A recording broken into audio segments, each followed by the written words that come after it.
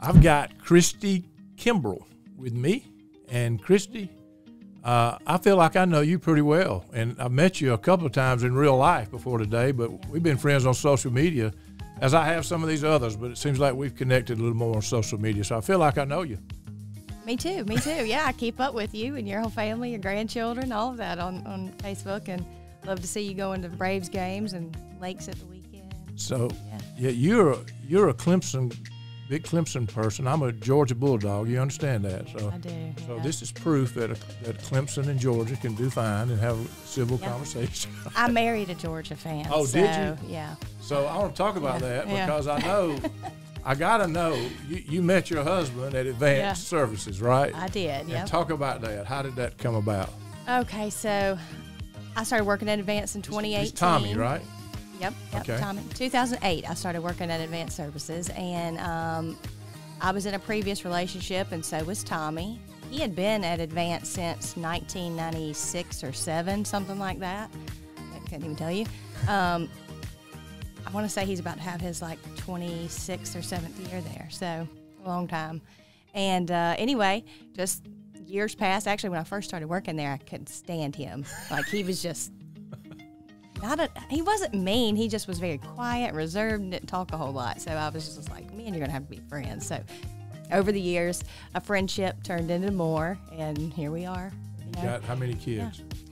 Well, we don't have any together, but I have 2 from a previous marriage, and he has 2 from a previous marriage. You got plenty. Yeah, yes. You got plenty Houseful. between you, right? They're ages 9 to 25. So tell me, how did you start? You came in as just a clerical worker, and that's kind of a common theme when I talk to all the people that work at Advanced.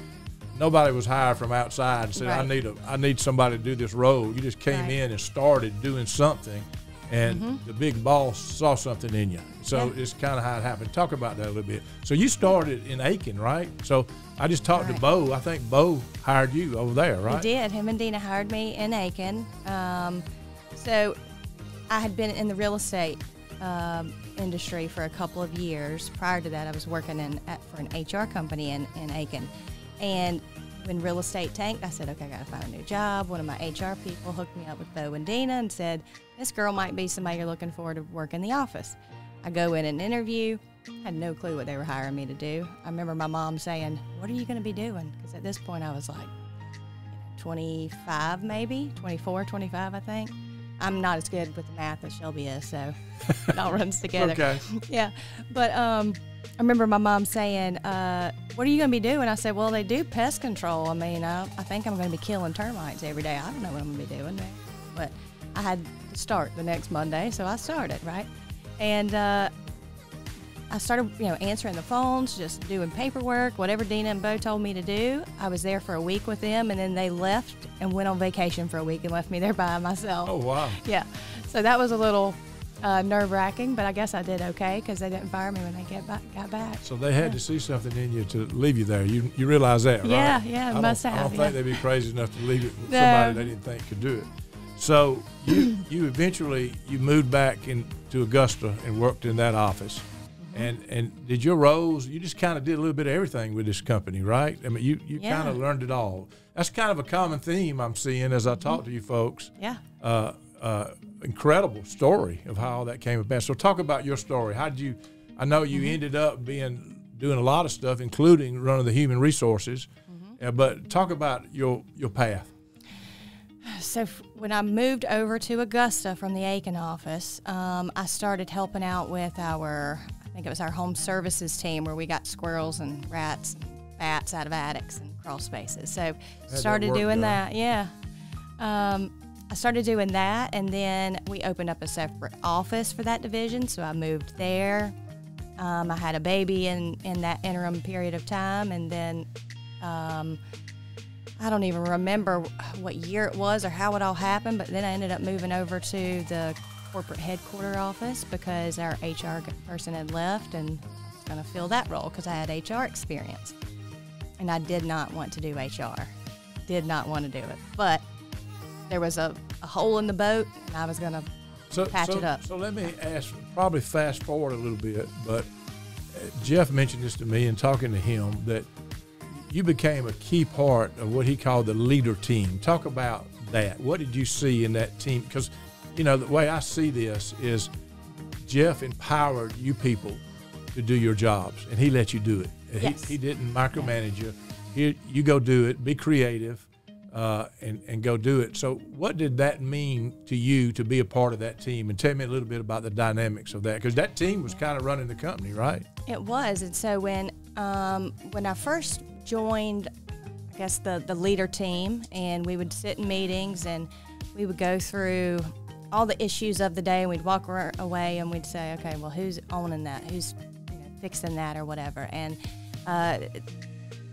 over the years, we implemented, gosh, what was that called? EOS, which is an entrepreneurial operating system for businesses. We implemented that, and it was during that whole transition of kind of running, I think, a leadership team as a bunch of amateurs to professionally run meetings and in a business, that we kind of formed a leadership team. And I would say that the biggest thing was Jeff was always pushing us to learn more things, learn more skills, and investing in us to do those things so that our leadership skills would grow and the company would grow.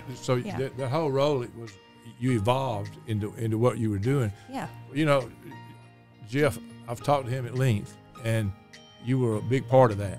And I heard it. I mean, you were a big part of, as you, again, the story of coming in just from real estate or whatever and being a clerical. And I've said this in a couple of other people here, I think, but being a bug company is much more than killing bugs. There's a lot going on with the people. Yes.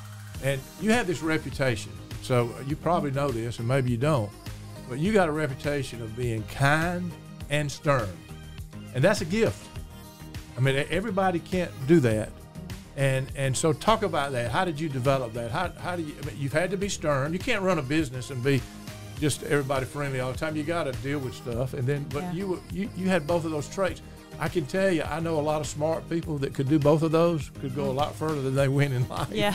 So it's a gift. So talk about that a little bit. Well, thank you for that. Well, I think I'm a people person at nature.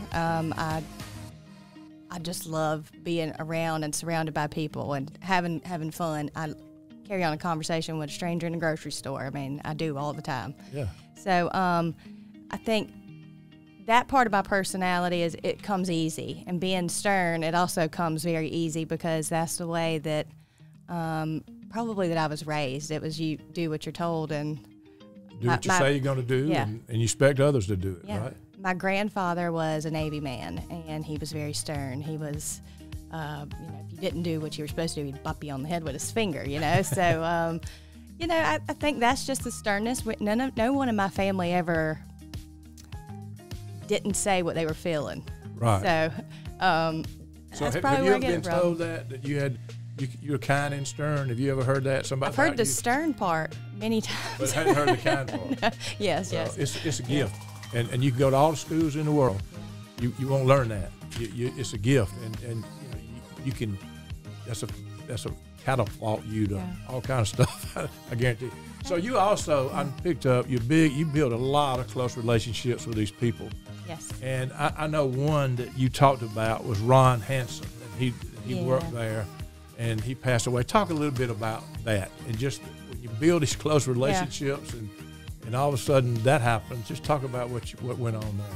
Well, Ron was like our resident. He was the handyman. He could do anything. He changed the locks on the buildings, kept up with all the vehicle keys. He kind of did everything.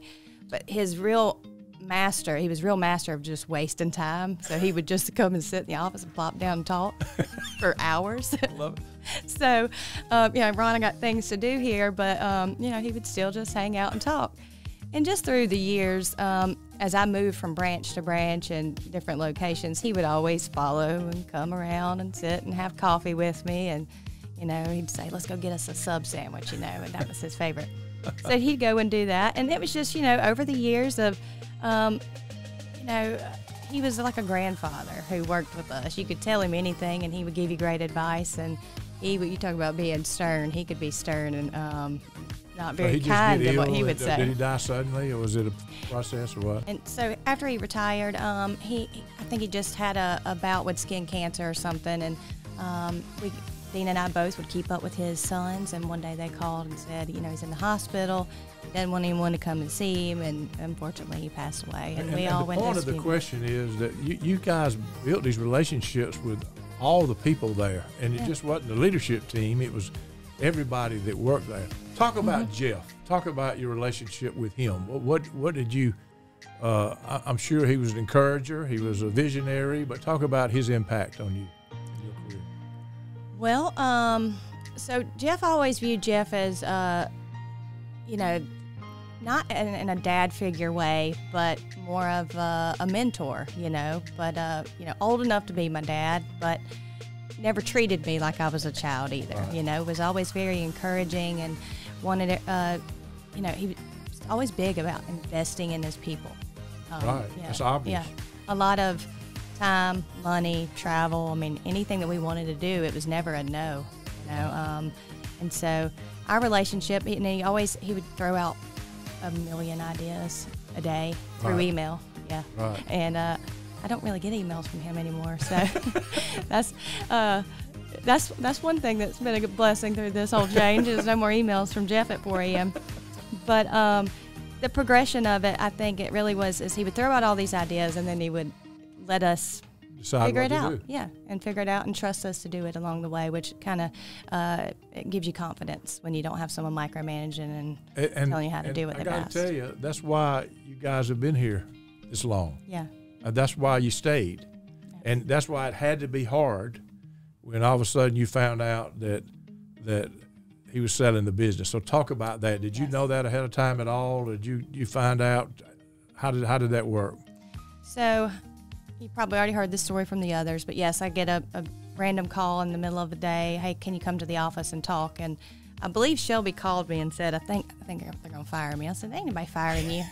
And even if they was, I couldn't tell you because I'm HR and I have to be there too. So no one's getting fired today. I was like, Jeff probably wants an airplane. It's probably what it's about. Wants an airplane. Yeah. So we go to the office and, we sit around the table and he says, you're not going to believe this, what I'm about to tell you. And, we're going to sell the business. What? Okay. And it didn't sink in until probably later that evening. It was very emotional, I would say. I'm not going to cry, though, but I was very, this was our baby, We grew up there. We've dedicated our whole adult career to making it grow and flourish. And so it was disappointing, but exciting at the same time. Yeah, well, you had a unique situation, and you really did. I mean, not many businesses get to do what you guys did, be empowered to grow up in the business, to evolve to your position, and it is a unique deal. And that whatever you do the rest of your life, which there's no telling what that will be, I'm really impressed with Jeff's people. I'll just tell you, and I'm a people person. I'm just very impressed. And but there's no telling what your experience can do for you as you go forward. And you guys just blow me. I know you talk about the trips. You had a lot of fun. You laughed a lot. I'm sure there were tough times during this tenure. There was not, you being in HR, you had to deal with some tough stuff. You had to use that sternness, right? Oh, yes. Lots of it. So, well, what are you most proud of working? What brings you the most accomplishment feeling of working at Advanced? I think really the people, and like all of the people in this picture, probably 90% of them I hired, right? So, or was part of that process. And I know their families, their children's names, and just watching their family grow. Yeah. And at the end, when you get my age, that is the most important stuff. All the other stuff is, you don't remember it. You remember the people. Yeah. And that's when you view life from a hearse, with the end in mind. And that's what he created for you guys. God bless you. Thank you. I'd hire you. I'll tell you that. I'd come work for you. Yeah. I don't have a job. Thank you. Thank you, Bruce.